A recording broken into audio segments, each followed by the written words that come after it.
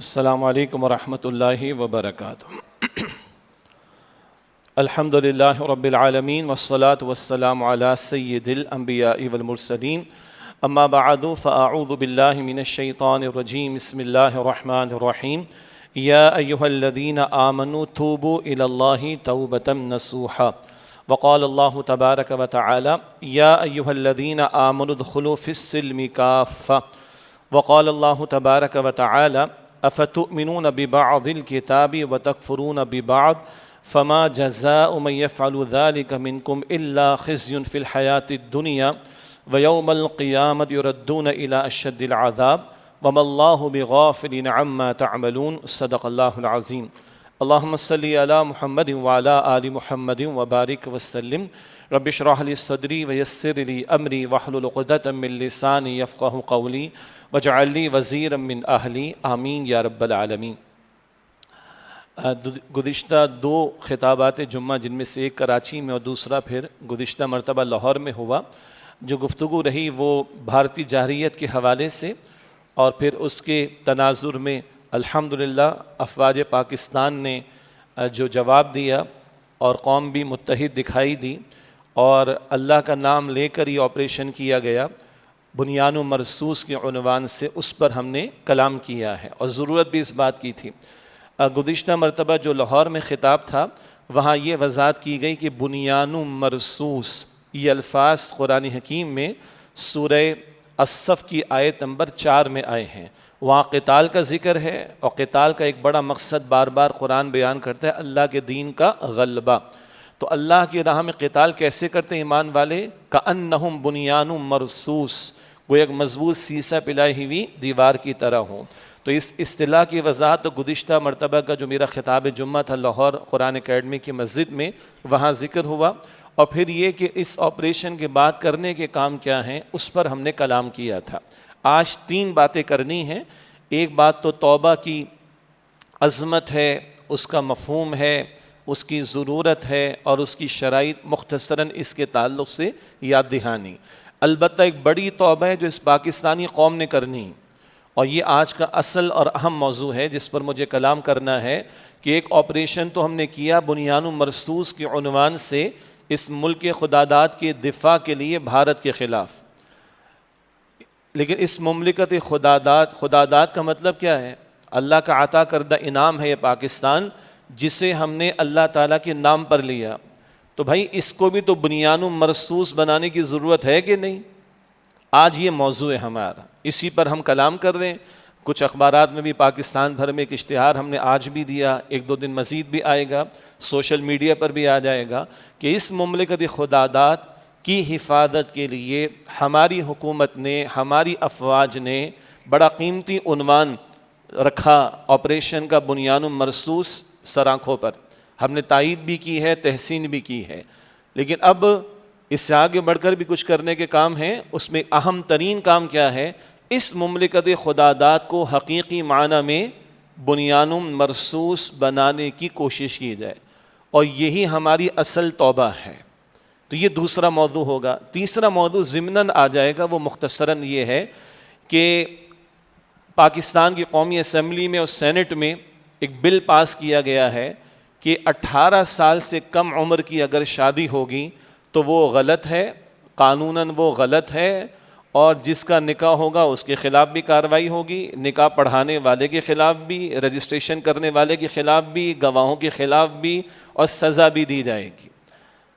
یعنی اس وقت کہ جب ہم نے بنیان و مرصوص کے الفاظ استعمال کیے، جو اللہ تعالیٰ کے کلام قرآن مجید کے الفاظ ہیں، اسی کلام میں وضاحتیں موجود ہیں کہ چھوٹی عمر میں بھی نکاح ہو سکتا ہے۔ سورہ طلاق میں اس کا ذکر ہے، 28 سپارے میں، تفصیل کا موقع نہیں، لیکن اسی دوران میں کہ ابھی جاہریت کے خلاف ہم نے، بھارتی جاہریت کے خلاف آپریشن کیا، اللہ کے کلام کی آیات تلاوت کی، اللہ کے کلام کی ایک آیت میں سے عنوان ہم نے لیا، اور اسی کلام اور صاحب قرآن صلی اللہ علیہ وسلم کی تعلیمات کے خلاف یہ بل قومی اسمبلی میں، سینٹ میں پاس کر دیا گیا۔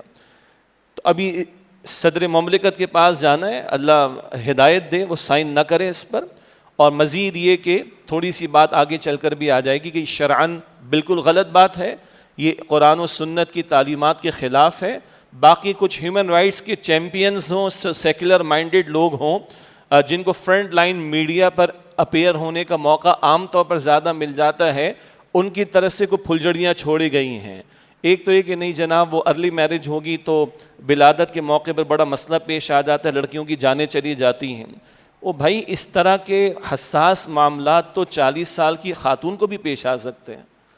ایک ہمارے جج صاحب نے ایک ججمنٹ دیا, پھلجھڑی چھوڑ دی کہ نہیں ایک بیسک لیول آف ایجوکیشن تو ہر انسان کا حق ہے, تو 18 سال تک وہ تعلیم مکمل ہو جائے پھر شادی ہونی چاہیے. بھائی کل آپ کی بیسک ایجوکیشن کا بیسک لیول اگر 24 پہ چلا جائے گا تو آپ 24 پہ کھیلنا شروع کر دیں گے. کیا مذاق و کھلواڑ بنا رکھا ہے. بہرحال علماء نے اس کی مخالفت کی ہے, شرعاً یہ قانون غلط ہے. اور ایسے میں کہ ایک طرف اللہ کا نام لے کر ہم آپریشن کر رہے ہیں بنیان و مرصوص, اور اسی کے ساتھ ہم اللہ اور اللہ کے رسول کے حکم کی خلاف ورزی کر رہے ہیں. یہ کیا کر رہے ہیں آخر ہم؟ تو یہ بھی ایک موضوع ہے جس پر آگے چل کر آخر میں گفتگو ہوگی انشاءاللہ. اب سب سے پہلے کیونکہ جمعے کی خطاب کا ایک بڑا حاصل تذکیر ہے, یاد دہانی ہے, اور اللہ کے نبی علیہ السلام کا ذکر بار بار ہم نے کیا. سنن ابی داؤد کی روایت ہے, حضور کے بارے میں ذکر آتا ہے علیہ السلام جمعے کا خطبہ حضور کا کیا ہوتا, کان یقرأ القرآن ویذکر الناس. اللہ کے نبی علیہ السلام قرآن پڑھتے اور قرآن کے ذریعے تذکیر فرماتے تھے, یاد دہانی کرایا کرتے تھے صلی اللہ علیہ وسلم. تو پہلی گفتگو آج توبہ کے تعلق سے. توبہ کے ساتھ ایک اور لفظ بھی ہم استعمال کرتے استغفار کا. دونوں ہم معنی لیے جاتے, تھوڑا سا فرق ہے. استغفار کیا ہے؟ بخشش مانگنا, ماضی کے گناہوں پر بخشش مانگنا اللہ سے. عام طور پر یہ استغفار کا مفہوم ہے. میں نے کیوں کہا عام طور پر؟ اس لیے کہ کبھی کبھی نیکیوں پر بھی استغفار کرنی ہوتی ہے. اللہ اکبر, وقت ہوا تو بعد میں بات کریں گے. تو عموم کے اعتبار سے ماضی کے گناہوں پر اللہ سے بخشش کا سوال کرنا, اس کو استغفار کہا جاتا ہے. توبہ کا تعلق آئندہ سے, وہ آئندہ اگلے 2 منٹ بھی ہیں اور مستقبل بھی ہیں. توبہ ہے پلٹنے کا نام, رجوع ہو جانے کا نام. کیا مطلب؟ گناہوں سے پلٹ کر اللہ کی اطاعت کی طرف آ جاؤ, اللہ کی طرف رجوع کر لو. یہ دونوں باتیں جڑی ہوئی ہیں. اور قرآن حکیم میں ہم انبیاء اور رسول کی دعوت کے بنیادی نکات پڑھتے ہیں, تو کبھی ہر رسول کی بنیادی دعوت ایک لفظ میں آتی ہے, عبادت کرو اللہ کی, اپنے رب کی. سورہ اعراف ہے, آیت نمبر 59 ہے, جہاں نوح علیہ السلام کا ذکر ہے, اور آگے دیگر رسولوں کا بھی. نوح علیہ السلام نے دیگر رسولوں اپنی قوم سے فرمایا, یا قوم اعبدوا اللہ, اے میری قوم اللہ کی عبادت کرو, اللہ کے سوا ما لکم من الہ غیرہ, اللہ کے سوا تمہارا کوئی معبود نہیں. ہر رسول کی بنیادی دعوت کا ایک نقطہ عبادت کرو اللہ کی. اسی طرح ہم سورۃ الشعراء کا مطالعہ کرتے ہیں. سورۃ الشعراء میں بھی کئی رسولوں کا تذکرہ ہے, اور ان رسولوں کی دعوت کا ذکر ہے. اور ان رسولوں کی دعوت کے 2 بنیادی نقطے یہ ہیں. ہر رسول نے کہا اپنی قوم سے فاتقوا اللہ, اللہ کا تقوی اختیار کرو, واطیعون, اور میری اطاعت کرو. ہر رسول کی بنیادی دعوت اللہ کا تقوی اختیار کرو اور میری اطاعت کرو. ہاں, اطاعت اصلاً اللہ کا حق ہے, عملاً پیغمبر کی ہوتی ہے. اللہ نے پیغمبر کے ذریعے نمونہ ہمارے سامنے رکھا. بہرحال تو ایک لفظ عبادت یا بنیادی دعوت کا ایک نقطہ عبادت, پیغمبروں کی بنیادی دعوت کا دوسرا نقطہ تقوی, پیغمبروں کی دعوت کا تیسرا بنیادی نقطہ اللہ پیغمبر کی اطاعت کرنا. قرآن حکیم میں سورہ نساء آیت نمبر 80 میں ہے کہ من یطع الرسول فقط اطاع اللہ, جس نے رسول کی اطاعت کی اسی نے اللہ کی اطاعت کی. میں نے عرض کیا تھا کہ اطاعت اصلاً اللہ کی ہے, عملاً رسول اللہ کی ہوگی علیہ السلام. نماز ادا کرتے ہیں اللہ کے لیے, عمل لیتے ہیں رسول اللہ سے, عمل یعنی نمونہ لیتے ہیں رسول اللہ سے. تو پیغمبر کے عمل پر عمل ہوگا تو اللہ کی اطاعت ہوگی. اب اگلی بات یہ ہے کہ جس طرح عبادت, تقوی, اطاعت یہ پیغمبروں کی دعوت کا بنیادی نقطہ ہے, اسی طرح استغفار اور توبہ بھی پیغمبروں کی دعوت کے 2 بنیادی نکات ہیں. اور اس نقطے پر توجہ کم ہے. یہ بات آئی ہے سورہ ہود میں. سورہ ہود میں 1 سے زائد مرتبہ پیغمبروں کی زبان سے کہلوایا گیا کہ استغفروا ربکم, اپنے رب سے بخشش مانگو, ثم توبوا الیہ, پھر اس کے حضور پلٹ آؤ, رجوع کرو. استغفروا ربکم, اپنے رب سے بخشش کا سوال کرو, ثم توبوا الیہ, پھر اس کے حضور لوٹ آؤ, اس کی طرف پلٹ آؤ.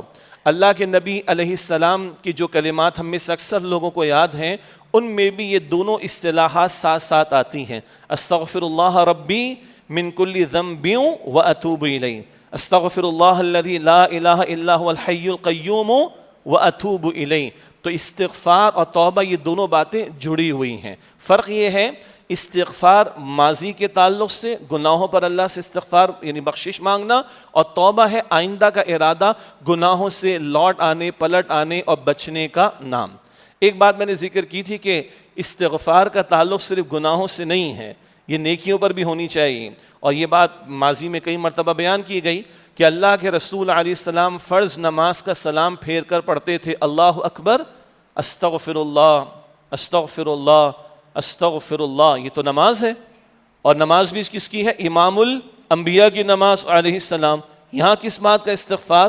تو ایک مفہوم مالک تیرے حکم پر جھک تو گیا، تیرے حکم پر جھک تو گیا، اس جھکنے اور حکم پر عمل کرنے میں بھی اگر کوئی کمی رہ گئی ہو تو اس پر بھی استغفر اللہ استغفر اللہ استغفر اللہ. یہ حضور کی عاجزی ہے علیہ السلام. اور امت کو تعلیم ہے، امت کو تعلیم ہے کہ وہاں نمازوں کے بعد استغفار کا اتنا اہتمام ہے، جبکہ حضور معصوم ہیں، خطاؤں سے پاک ہیں، تو گناہ گار امتیوں کو کس قدر استغفار کا اہتمام کرنا چاہیے. بہرحال اس وقت ہمارا موضوع توبہ. تو توبہ اور استغفار یہ فرق ہمارے سامنے آیا. توبہ کا مفہوم ہے پلٹ آنا، لوٹ آنا، اور مراد کیا ہے؟ گناہوں کو چھوڑ کر اللہ کی اطاعت کی طرف پلٹ آنا. اجتماعی سطح پر عذابوں کا آنا ہو، انفرادی سطح پر مشکلات کا آنا ہو، کئی مرتبہ ہمارے کرتوتوں کے نتائج ہم پر مسلط ہوتے ہیں. وما اصابکم من مصیبت فبما کسبت ایدیکم ویعفو عن کثیر. سورہ شورى کی آیت نمبر 30 میں جو مصیبت مصائب تم پر آتے ہیں وہ تمہارے اپنے گناہوں کی وجہ سے آتے ہیں. بہت سی باتیں تو اللہ معاف فرما دیتا ہے. سورہ روم آیت نمبر 41 میں ہے، سورہ روم کی آیت نمبر 41 میں ظہر الفساد فی البر والبحر بما کسبت ایدی الناس. خشکی تری میں فساد مچ گیا لوگوں کے کرتوتوں کی وجہ سے. آج مشکلات ہیں، مصائب ہیں، پریشانیاں ہیں، کئی مرتبہ ہمارے گناہوں کی وجہ سے. اگر ادھر بھی سکون چاہتے ہیں، سکون قلب چاہتے ہیں، پیس آف مائنڈ انگلش میں کہا جاتا ہے، تو توبہ کرنی ہوگی. تو توبہ کا مفہوم کیا ہے؟ پلٹ آنا. اور توبہ صرف توبہ توبہ توبہ کہنے ہی کا نام نہیں ہے، توبہ کرنے کا نام ہے، پلٹنے کا نام ہے، گناہوں کو چھوڑنے کا نام ہے. گناہوں کا تعلق حقوق اللہ سے بھی ہوتا ہے، گناہوں کا تعلق حقوق العباد سے بھی ہوتا ہے. دونوں کی کریکشن ضروری. ایک غلط تصور ہمارے دماغوں میں بٹھایا جاتا ہے کہ بس اللہ تو اپنا معاف کر ہی دے گا، چھوڑو کو مسئلہ نہیں. نماز جاتی ہے تو جائے، زکوٰۃ جاتی ہے تو جائے، حج جاتا ہے تو جائے، عمرہ جاتا ہے تو خیر نفل ہے، قربانی جاتی ہے تو جائے، اللہ کے احکامات توڑو چلو کوئی ایشو نہیں. ہاؤ ڈیئر دے سے دس! اتنی بڑی جرت کا معاملہ! استغفر اللہ.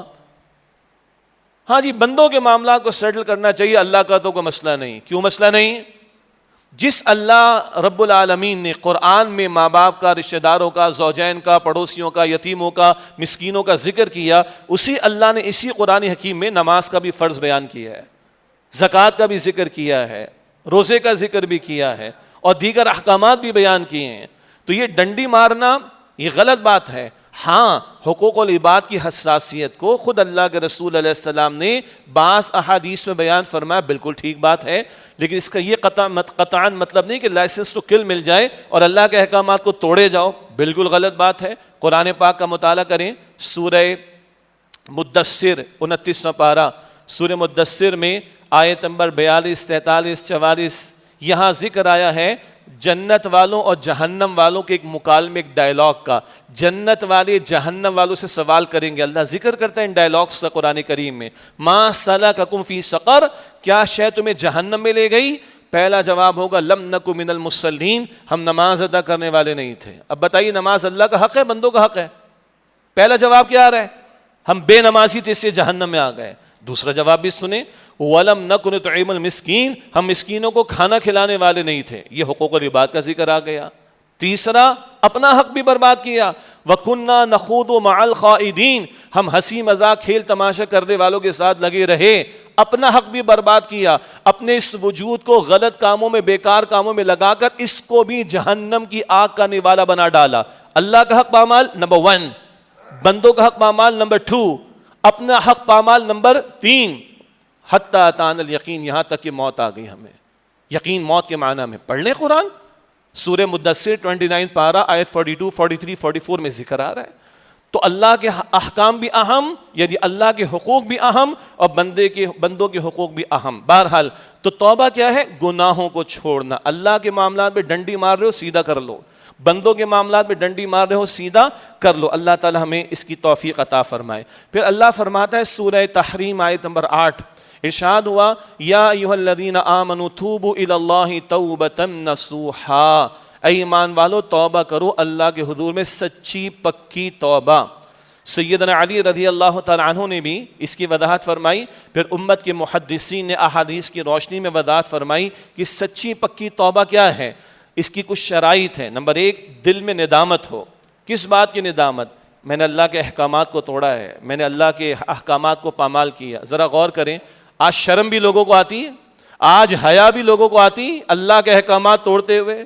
کتنے بڑے بڑے ظالم, ڈاکو, حرام خور ہیں اور اپنی حرام خوریوں کے لیے دلیلیں پیش کرتے ہیں, اور ان کے نیچے بیٹھنے والے دلائل کا انبار لگاتے ہیں, اور ان کو سپورٹ کرنے والے میڈیا پر بیٹھ کر ان کی سائڈ لیتے ہیں. اتنے بڑے حرام خور اور اتنی بڑی بے باکی کا معاملہ. البتہ یہ معاملہ اجتماعی یا ریاستی سطح پر نہیں ہے, ہم بھی اپنے گریبانوں میں جھانکیں. دوسرے کے بارے میں 100 الزامات لگانے کو ہم تیار رہتے ہیں, اور اپنے لیے 100 بہانے نکالنے کو تیار رہتے ہیں. دوسروں کے لیے ہم جج بن جاتے فوراً فیصلہ, اور اپنے لیے وکیل بن جاتے 100 دلائل پیش کر دیں گے. غلط بات ہے. اللہ ہمیں معاف کرے. قبول کرنا آدمیت کیا ہے؟ خطا ہو جائے تو اعتراف کرو. آدم علیہ السلام نے خطا کا اعتراف کیا تھا, اور اڑ کون گیا تھا؟ شیطان. یہ اللہ نے قصہ آدم علیہ السلام کو اور ابلیس کا 7 مرتبہ قرآن پاک میں بتایا. 7 مرتبہ. اڑنا شیطنت ہے, جھکنا آدمیت ہے. تو پہلی شرط کیا ہے؟ ندامت دل میں ہو. نمبر 2, زبان پر توبہ اور استغفار کے کلمات, اور بہترین کلمات قرآن پاک میں اور رسول اللہ علیہ السلام کی دعاؤں میں ہیں. ربنا ظلمنا انفسنا وان لم تغفر لنا وترحمنا لنكونن من الخاسرین. ربنا لا تؤاخذنا ان نسینا واخطأنا. ربنا اننا سمعنا منادیا ينادي للایمان ان آمنوا بربکم فآمنا. ربنا فاغفر لنا ذنوبنا لا الہ الا انت سبحانک انی کنت من الظالمین. ربنا اغفر لی ولوالدی وللمؤمنین یوم یقوم الحساب. بہت ساری دعائیں معروف ہیں, ترجمہ یاد کریں بھائی, ترجمے کو ذہن میں رکھ کر ان دعاؤں کو مانگنا چاہیے. اسی طرح استغفر اللہ ربی من کل ذنب واتوب الیہ, استغفر اللہ الذی لا الہ الا هو الحی القیوم واتوب الیہ, لا الہ الا انت سبحانک انی کنت من الظالمین. ہے قرآن پاک میں ذکر, حدیث میں بھی آتا ہے کہ اس کا اہتمام کیا کرو. تو یہ دعائیں ہیں, یہ زبان پر ہونی چاہیے. ہاں, آنکھوں میں آنسو بھی آ جائیں تو نور علی نور والی بات ہے. اللہ کے رسول علیہ السلام کی وہ حدیث معروف ہے, 7 قسم کے افراد کو اللہ اپنے سائے یعنی عرش کے سائے میں جگہ عطا فرمائے گا قیامت کے دن. بخاری شریف کی حدیث ہے. 7 categories of the people in the shadow of Allah سبحانہ وتعالی. 7 قسم کے افراد اللہ کے عرش کے سائے میں ہوں گے قیامت کے دن. ایک وہ بھی ہوگا تنہائی میں رویا اللہ کے خوف سے اور اس کی آنکھوں سے آنسو نکل گئے. آج ہم اپنے گریبانوں میں جھانکیں اور اپنے دلوں کی کیفیت کو دیکھیں. اللہ کے سامنے رونا آتا ہے ہمیں؟ کہاں کہاں روتے ہیں ہم لوگ, کیسے کیسے ناشکری کے جملے جب زبانوں پر. جی گزارا نہیں ہو رہا, بیٹھا ہے آئی فون لے کر لیکن گزارا نہیں ہو رہا. ہاں, آرام سے AC چیلرز لگے ہوئے لیکن گزارا نہیں ہو رہا. کتنی ناشکری کی بات ہے. ہاں, دوسروں کے لیے بہرحال مسائل بھی ہیں, تو ان کے لیے اصول یہ کہ اپنے سے نیچے والوں کو دیکھو گے شکر کا جذبہ پیدا ہو جائے گا. بہرحال عرض کرنے کا مطلب یہ تھا کہ آنکھوں کے آنسو, یہ تنہائی میں اللہ کے خوف سے جو رویا اور آنسو ٹپک گئے, یہ بھی اللہ کے عرش کے سائے میں ہوگا. رسول اللہ نے فرمایا علیہ السلام, بخاری شریف کی حدیث. اسی طرح حضور نے فرمایا کہ 2 قطرے اللہ کو بڑے پسند ہیں. ایک وہ جو اللہ کی راہ میں قتال کرتے ہوئے بندے کی جان کا قطرہ یعنی خون کا قطرہ بہہ جائے, اور دوسرا وہ جس کی آنکھ سے اللہ کی خشیت اور خوف کی وجہ سے آنسو بہہ جائیں. یہ ہے 2 قطرے جو اللہ کو بڑے پسند. پھر حدیث میں آیا, ترمذی کی روایت, حضور نے فرمایا کہ جب بندے پر اللہ کا خوف یعنی کیفیت طاری ہو اور اس کی آنکھوں سے آنسو بہہ جائیں, اس کے گناہ ایسے جھڑتے ہیں جیسے خزاں کے موسم میں درختوں سے پتے جھڑ جاتے ہیں.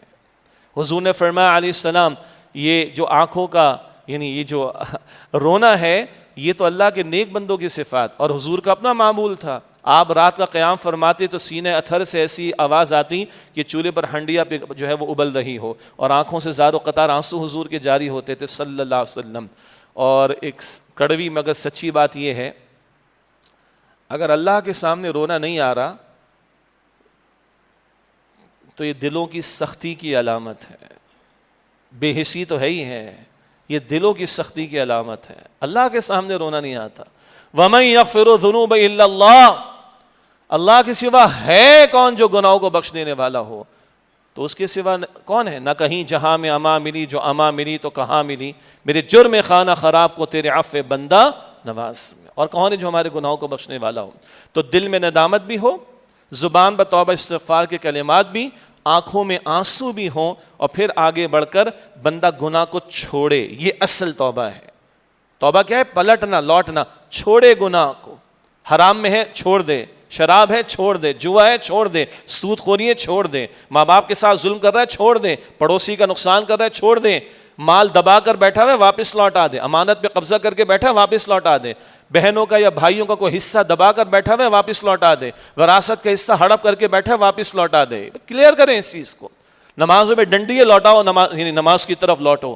زکوٰۃ میں ڈنڈی ہے ادا کرو۔ عشر کوئی ادا نہیں کر رہا زرعی فصل وغیرہ پر تو ادا کرو اس کو۔ یہ حقوق العباد کا معاملہ یا حقوق اللہ کا معاملہ، اس کی کریکشن ضروری۔ یہ ہے اصل توبہ، گناہوں کو عملاً چھوڑنا۔ اور پھر بندہ ارادہ کرے اب میں گناہ نہیں کروں گا، آئندہ پکا ارادہ کرے۔ اگر ہو جائے گا تو دوبارہ توبہ کر لے گا۔ جیسے آج بخار آ گیا تو بھائی ٹیبلٹ لے لو، دوائی لے لو، مجھے پھر آ جائے گا، بھائی پھر آئے گا تو لے لینا دوبارہ، ابھی تو لے۔ آج پکا ارادہ کہ میں نے گناہوں کو چھوڑنا ہے۔ اور ایک بڑی پیاری بات ایک اور سیدنا علی نے فرمائی رضی اللہ عنہ، اب تک اللہ کی نافرمانیاں کی ہیں، گناہوں میں اپنے آپ کو تم نے مبتلا رکھا، تمہاری روح آلودہ ہو گئی نا، تمہارا باطن آلودہ ہو گیا۔ اب اپنے آپ کو لگاؤ کھپاؤ اللہ کی اطاعت میں، گناہ کو چھوڑ کر اطاعت کی طرف آؤ، نافرمانی کو چھوڑ کر فرما برداری کی طرف آؤ۔ اب اپنے آپ کو کھپاؤ اللہ تعالیٰ کی عبادت میں تاکہ تمہاری روح بھی پاک ہو سکے۔ بڑا پیارا جملہ ہے یہ۔ توبہ کیا ہے؟ یہ توبہ روح کا غسل ہے، یہ روح کا غسل ہے۔ آج جمعے کا دن ہے، ہم نہا دھو کر آئے ہیں، جسم کو صاف کر کے آئے نا، پاک صاف کپڑے ہیں، جسم بھی پاک ہے، یہ پاکیزگی ظاہری ہے، یہ بھی مطلوب ہے۔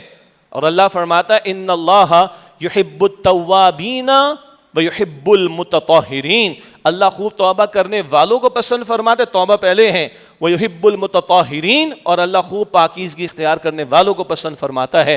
اللہ پاکیزگی اختیار کرنے والوں کو پسند فرماتا ہے، مگر پہلے کس کا ذکر کیا؟ توبہ کرنے والوں کا۔ تو باطن کی پاکیزگی اور روح کی پاکیزگی، یہ توبہ اس روح کا غسل ہے، یہ شرائط ہے توبہ کی۔ تو پھر اللہ کی نعمتیں ہیں، اللہ کی برکتیں ہیں، اور اللہ کے رسول علیہ السلام فرماتے ہیں التائب من الذنب کمن لا ذنب لہ، گناہ سے توبہ کرنے والا، پلٹ آنے والا، رجوع کر لینے والا ایسا ہے گویا اس نے گناہ کیا ہی نہ ہو۔ اللہ تعالی ہمیں سچی پکی توبہ کی توفیق عطا فرمائے۔ بہت کچھ اس میں اور بھی کلام ہو سکتا ہے۔ ہمارے استاد ڈاکٹر اسرار صاحب رحمۃ اللہ علیہ کا ایک بڑا پیارا خطاب ہے اسی مسجد جامع القرآن DHA کراچی کی قرآن اکیڈمی کی اس مسجد میں، اور وہ کتابی شکل میں بھی ہے، توبہ کی عظمت اور تاثیر۔ توبہ کی عظمت اور تاثیر، یہ خطاب بھی سرچ کریں گے آپ کو مل جائے گا، اور ہمارے بک شاپ پر کتابچے کی شکل میں بھی آپ کو مل جائے گا، اس کا مطالعہ کیجیے گا۔ یہ ایک گفتگو کا بڑا حصہ تھا، اور جمعے کا حاصل بہرحال دلوں کی نرمی بھی ہو، یاد دہانی بھی ہو، غفلت کو دور کیا جائے، ذکر ہو کہ ہماری ذمہ داریاں کیا ہیں۔ اللہ تعالیٰ مجھے اور آپ کو سچی پکی توبہ کی توفیق عطا فرمائے۔ ہاں، یہ جتنی بات ابھی توبہ کی ہو، یہ انفرادی اکیلے کی توبہ ہے، یہ میری ہے، یہ آپ کی ہے، ہم سب کی ہے۔ لیکن ہمارے گناہ انفرادی نہیں، اجتماعی بھی ہیں، ہمارے جرائم انفرادی نہیں، اجتماعی بھی ہیں۔ تو پھر توبہ انفرادی کافی نہیں ہے، اجتماعی توبہ کی بھی ضرورت ہوگی۔ اور آج اس کی عنوان میں نے مقرر کیا، اور ہم نے اشتہارات بھی شائع کیے، مزید بھی آئے گا، اس پاکستان کو واقعتاً بنیان مرصوص بنانے کے اقدامات کیے جائیں۔ اس پاکستان کو واقعتاً بنیان مرصوص بنانے کے اقدامات کیے جائیں۔ یہ ون لائنر ہے ہماری اس قوم کی اجتماعی توبہ کے اعتبار سے۔ اب یہ گفتگو میں آپ کے سامنے رکھ رہا ہوں۔ پہلگام کا ڈرامہ بھارت نے رچایا، اور کوئی شک نہیں کہ پیچھے اسرائیل موجود، اور یہ ورلڈ ویو اگر ہمارے سامنے رہے عالمی سطح پر، جو گریٹ گیم ہے جس میں گریٹر اسرائیل کا پورا پلان ہے اس صہیونیت کے ماننے والوں کا، وہ سامنے رہنا چاہیے. تو کوئی شک نہیں کہ ان ہندوؤں کے پیچھے یہ یہود موجود ہیں. اور پاکستان جیسے کہ بارہا ذکر ہوا 1947 میں قائم ہوا، اور اسرائیل 1948 میں دھوس دھمکی بدماشی کی بنیاد پر قائم ہوا. ہمارے استاد ڈاکٹر اسرار صاحب فرماتے تھے رحمۃ اللہ علیہ، اللہ نے ہر بیماری کا علاج پیدا کیا ہے. تو اسرائیل ایک ناسور، ایک کینسر، ایک بیماری ہے، اور پاکستان اس کا علاج ہے. اور اللہ کی شان یہ ہے کہ بیماری کا ظہور بعد میں ہوتا ہے، علاج وہ پہلے پیدا کرتا ہے، اس کو دریافت کرنا پڑتا ہے. تو علاج پہلے آیا ہے پاکستان اور بیماری بعد میں آئی ہے اسرائیل، کوئی شک نہیں اس کے اندر.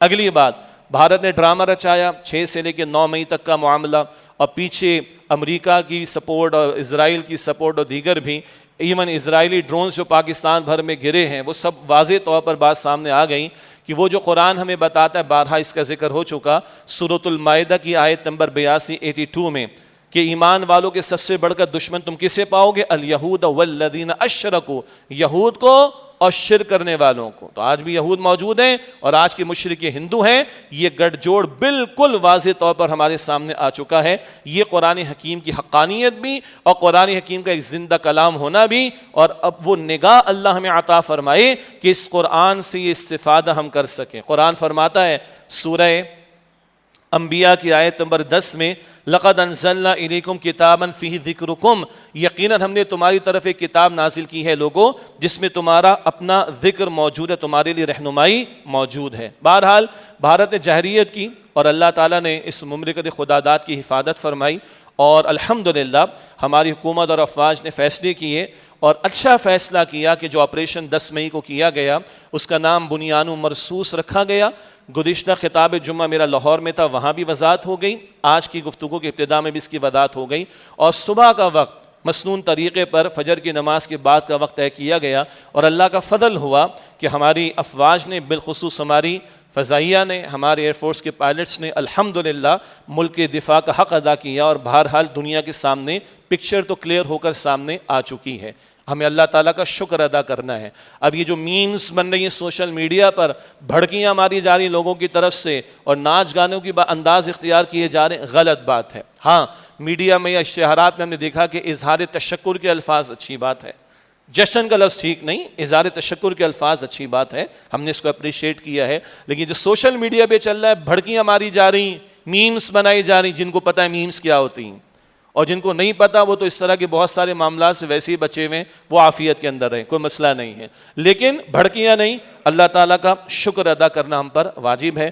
اللہ سبحانہ و تعالیٰ کی طرف رجوع کا معاملہ باقی ہے. یعنی بعض باتیں ہمارے علم میں آئی ہیں، کتنے ٹارگیٹڈ میزائل برسائے ہیں بھارت نے، اور ہماری ایگزیکٹ تنصیبات پر، اور کوئی 4 کلومیٹر دور گرا، کوئی 6 کلومیٹر دور گرا، اتنے پریسائز وہ ٹارگیٹڈ تھے. یہ کس کی مدد تھی؟ اللہ سبحانہ و تعالیٰ کی طرف سے. تو بہرحال یہ ہم نے اپریشیٹ کیا، یہ بات ہو چکی، اور اللہ کا نام لیا، بہت اچھی بات ہے. لیکن اب اللہ پر توکل کی ضرورت ہے. بھڑکیاں نہ ماریں، شکر گزار بنیں. جیسے کہ رسول اللہ علیہ السلام کا ذکر پہلے بھی ہم نے کیا، جب فتح مکہ کا موقع تھا تو حضور نبی اکرم علیہ السلام جب داخل ہو رہے ہیں تو کس انداز سے داخل ہو رہے ہیں؟ آپ کی پیشانی مبارک اونٹ کے کجاوے پر ٹکی ہوئی، لگی ہوئی ہیں، جھکے ہوئے ہیں، کہ میں ایک فاتح کی حیثیت میں نہیں، اللہ کے ایک عاجز اور شکر گزار بندے کی حیثیت میں داخل ہو رہا ہوں. یہ شکر گزاری بھی ہم پر واجب ہے، اور توکل اللہ سبحانہ و تعالیٰ کی ذات پر. ظاہر کے انالیسس دیکھیں تو افرادی قوت کے اعتبار سے، پاپولیشن کے اعتبار سے وغیرہ وغیرہ بھارت بہت آگے، افرادی یعنی ظاہر کے کمپیریزن کے اعتبار سے. تو یہ تو افواج کے لوگ بھی کہہ رہے ہیں کہ بھائی ہماری بھی بس ہونے لگی تھی، تو اللہ ہی کا فضل ہوا. سیدھی سی بات، اللہ ہی کا فضل ہوا کہ ہم نے جواب ان کو دیا ہے، ورنہ ظاہر کے اگر ہم کمپیریزنس میں جائیں تو بات بنتی بھی دکھائی نہیں دیتی. اور مسلمان کا معاملہ یہی بنتا ہے، اپنی امت پر قیاس اقوام مغرب سے نہ کر، خاص ہے ترکیب میں قوم رسول ہاشمی صلی اللہ علیہ وسلم. تو شکر کے جذبات بھی اور اللہ پر توکل بھی. اور خارج کا حملہ تھا، بنیان مرصوص ہمارے آپریشن کا نام تھا، اللہ کا نام لے کر ہم نے کیا ہے، اللہ نے فضل بھی فرمایا. تو یہ خارج سے آنے والی جارحیت کا تو ہم نے مقابلہ کیا ہے. آگے ہم ذکر کرنا چاہیں گے اندرونی حالات کو بھی تو سدھارنے کی ضرورت ہے. اندر مضبوط ہوگا تو باہر مضبوطی ہوگی نا. اور اکیلی فوج نہیں لڑ سکتی, یہ تو افواج کے لوگ بھی اب کہہ رہے ہیں, اور کچھ باتیں اور بھی ہمارے علم میں آئی ہیں کہ جب تک سویلین ساتھ نہ ہو, پیچھے قوم نہ کھڑی ہو, تو فوج بھی مقابلہ نہیں کر سکتی. تو اس فوج کی مضبوطی بھی بہرحال ضروری, میں ذکر کروں گا آگے. اور مملکت خداداد کے اندرونی جو حالات ہیں ان کے استحکام کی بھی ضرورت ہے. درمیان میں کیا ہوا, امریکہ کود پڑا, اور امریکہ کی عیاری اور اس کا دجل اور اس کا جھوٹ اور اس کا دھوکہ بالکل 2-2-4 کی طرح واضح ہے. اللہ ہمارے حکمرانوں کو, ہماری افواج کو, ہمارے کرتا دھرتا لوگوں کو بھی یہ سمجھا دے. اور جناب ٹرمپ کود پڑا اور ثالثی کی پیشکش ہو گئی اور ثالثی کرا دی گئی ہے اور سیز فائر کرا دیا گیا, چند اور ممالک بھی درمیان میں کود پڑے. لیکن ہندو بنیا تو کبھی نہیں بھولے گا, وہ آج تک نہیں بھولا کہ اس کی دھرتی ماں کو تم نے کراس لگا کے یا لائن لگا کر پاکستان الگ بنا ڈالا. وہ تو دھرتی ماں کہتا ہے اپنی, وہ تو اس کی پھانس لگی ہوئی. تو وہ جو عیاری ہے ہندوؤں کی اور ان کے سارے عزائم, اس کے بارے میں بہرحال چوکنا رہنے کی ضرورت ہے. اور بہرحال خبریں آتی رہتی ہیں کہ کچھ نہ کچھ معاملات ہیں ابھی بھی, اللہ تعالی ہماری حفاظت فرمائے. تو پھر وہ آیت کریمہ قرآن کریم کی سامنے رہے, اس کا بھی حوالہ بار بار آیا سورہ انفال کی آیت نمبر 60 میں, وَأَعِدُّوا لَهُم مَّا اسْتَطَعْتُم مِّن قُوَّةٍ وَمِن رِّبَاطِ الْخَيْلِ تُرْهِبُونَ بِهِ عَدُوَّ اللَّهِ وَعَدُوَّكُمْ. جس قدر استطاعت اللہ نے تمہیں عطا فرمائی قوت میں سے تیاری کرو, اور پلے ہوئے گھوڑوں کے ذریعے, تاکہ اس کے ذریعے اپنے دشمنوں کو اور اللہ کے دشمنوں کو مرعوب رکھ سکو. یہ واجب ہے ہم پر, یہ لازم ہے ہم پر. جو بھی عسکری طور پر صلاحیت ہے, اس کا حصول ہے, فضائیہ کے اعتبار سے, نیوی کے اعتبار سے, بری فوج کے اعتبار سے, یہ ساری تیاری اللہ تعالیٰ کا حکم ہے, اور ہمیں بہرحال چوکنا رہنے کی ضرورت ہے. لیکن جہاں بیرونی اعتبار سے ہم چوکنا رہے اور یا ساری تیاری رہے, وہاں ملک کے اندرونی استحکام کی بھی ضرورت ہے. بھارت بہرحال وہ عیار ہے, وہ اس کے جو پاکٹس میں لوگ یہاں پر بیٹھے ان کے ذریعے وہ دہشت گردی بھی کروائے گا, یہ ایک مسئلہ بہرحال دیکھا جا رہا ہے اس کو. لیکن ملک کے اندر جو نفرتیں موجود ہیں, بلوچستان کا علاقہ, کے پی کا علاقہ, پڑوسی ملک افغانستان کے ساتھ ہمارے مسائل اس قدر بڑھ گئے کہ اب چائنا کو دونوں ہاتھ ملا کر کہنا پڑ رہا ہے کہ بھائی ذرا آپس میں معاملات کو سیٹل کر لو. تو یہ نفرتیں ماضی کے ہمارے کچھ غلط فیصلوں کے نتیجے میں یہ بیج بوئے گئے ہیں. اس اعتبار سے ملک کے اندرونی استحکام کی ضرورت ہے. اور یہاں ہم یہ سمجھتے ہیں, ہمارے استاد ڈاکٹر اسرار صاحب رحمۃ اللہ علیہ بھی 2 اور 2 4 کی طرح کلیئر ہو کر کہتے تھے, ملک کی افواج کا آئینی کردار موجود ہے, ریاستی اداروں کا آئینی کردار طے شدہ موجود ہے, اور افواج اور ان ریاستی عسکری اداروں کا اصل کام کیا ہے, ملک کی جغرافیائی سرحدوں کی حفاظت کریں. اور ہم نے اپریشیٹ کیا, الحمدللہ ہم نے بھرپور بھارت کو جواب دیا, ہمیں اور اپنے آپ کو مضبوط کرنا ہے. البتہ آئینی اعتبار سے ریاستی ادارے, عسکری ادارے یہ اپنی اصل ذمہ داری کو ادا کریں, اور ملک کی جغرافیائی سرحدوں کی حفاظت ہے. رہا ملک کا انتظام چلانا, ایک ہے وقتی معاملہ کہ ملک کو چاہیے, ہمیں ملک کو چلانا ہے. ہمارے 2 انالیسز ہیں. ڈاکٹر اسرار صاحب فرماتے تھے رحمۃ اللہ علیہ, ایک جسم ہے, ایک روح ہے. جسم کو کھانا تو چاہیے نا, لیکن اصل جسم ہے, اصل روح ہے, روح ہے. تو پاکستان کا ایک جسم ہے, ایک اس کی روح ہے. جسم یہ کہ ملک تو بچے, تو چلانا تو پڑے گا نا ملک کو, یہ وقتی ایک مسئلہ ہے. لیکن پاکستان کا اصل مسئلہ اسلام ہے, وہ آگے عرض کروں گا انشاءاللہ. تو افواج, ریاستی ادارے, عسکری ادارے, اللہ ان کی حفاظت کرے اور ان کو اللہ تعالیٰ گروہ دے, مگر ملک کی جغرافیائی سرحدوں کی حفاظت. ملک کا نظام چلانے کے لیے سیاسی جو روح ہے اس کے مطابق چلنے دیں. اس میں عوام کی مینڈیٹ, عوام کی آراء جس کو کچلا گیا ہے, بہرحال وہ چلنے دیجئے اس کو. ان نفرتوں کو ہمیں ختم کرنا پڑے گا. اور ہم نے امریکہ کا ساتھ دے کر اپنے بھائی بندوں کی نفرتیں جو مول لی ہیں ان کو سینے سے لگانا پڑے گا. یہ بار بار ہم نے بات بیان کی, اس کی طرف توجہ کی ضرورت ہے. اور ابھی جمعے کی گفتگو سے پہلے جب میں آ رہا تھا تو کچھ بات دل میں آئی. اگر آج صحافیوں کو بھی پریشانی ہے, آج تاجر برادری کو بھی پریشانی ہے, آج میں ذاتی طور پر جانتا ہوں تعلیمی اداروں کو بھی پریشانی ہے, سیاست دانوں کو بھی پریشانی ہے, ججز اور وکلاء کو بھی پریشانی ہے, تو کچھ تو ہے نا ریاستی اداروں نے اپنے حدود سے باہر نکل کر معاملات کیے ہیں. اس لیے وہ اپنی اصل ذمہ داریوں کو ادا کریں, سیاسی معاملات کو اس کی روح کے مطابق چلنے دیں, عوامی مینڈیٹ کا خیال رکھیں اور نفرتوں کو ختم کرنے کی کوشش کریں. یہ ہماری گزارش ہے، لیکن یہ اصل مسئلہ نہیں۔ میں نے پچھلے جمعے میں ڈاکٹر اسرار صاحب رحمۃ اللہ علیہ کا حوالہ دے کر کہا کہ بڑا پرانا ان کا خطاب ہے، لیکن کمال کا انالیسز ہے۔ بھائی پاکستان کی حفاظت ہو، پاکستان کا دفاع ہو، پاکستان میں امن ہو، پاکستان میں چین ہو، پاکستان میں سکون ہو، یہ تو یہاں رہنے والا کافر بھی کہے گا۔ ہم اپنے دفاع کو مضبوط کریں، ہم اپنی معیشت کو اچھا کریں، ہم یہ کریں اور وہ کریں، یہ تو پاکستان میں کوئی کافر بھی رہے گا تو وہ بھی کہے گا نا ہونا چاہیے۔ تو ہم بھی کہے تو کون سی بڑی بات ہے؟ یہ ہے ہماری ایک آنکھ کا مسئلہ۔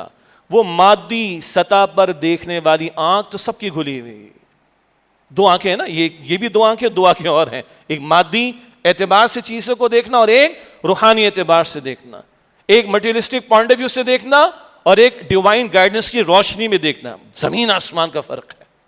اس لیے وہ شعر پڑھا تھا، اپنی امت پر قیاس اقوام مغرب سے نہ کر، خاص ہے ترکیب میں قوم رسول ہاشمی صلی اللہ علیہ وسلم۔ تو یہ تو سب کہیں گے، ایون پاکستان میں رہنے والا کافر بھی کہے گا معیشت کو اچھا کرو بھائی، بجلی گیس پانی دے دو، ٹیکسز کا ریٹ کم کر دو، ملک کو مضبوط کرنا ہے تو دفاع کو مضبوط کرو، ٹھیک ہو گیا۔ یہ تو کافر بھی کہے گا۔ آپ کا میرا یہ اصل مسئلہ نہیں ہے۔ 56 مسلم ممالک کو ایک طرف کر دیں، یہ 57واں یا 58واں الگ ہے بالکل۔ 56 نے دعویٰ نہیں کیا کہ وہ اسلام کے نام پر بنے، آپ اور ہم تو دعویٰ کر کے پاکستان لیے بیٹھے ہیں۔ پاکستان کا مطلب کیا؟ لا الہ الا اللہ۔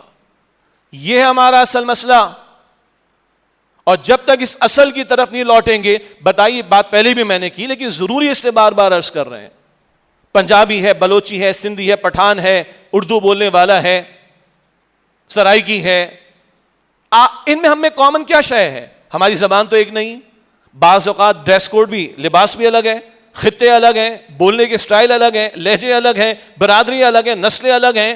کس شے نے جوڑا تھا ہمیں؟ اسلام نے جوڑا تھا۔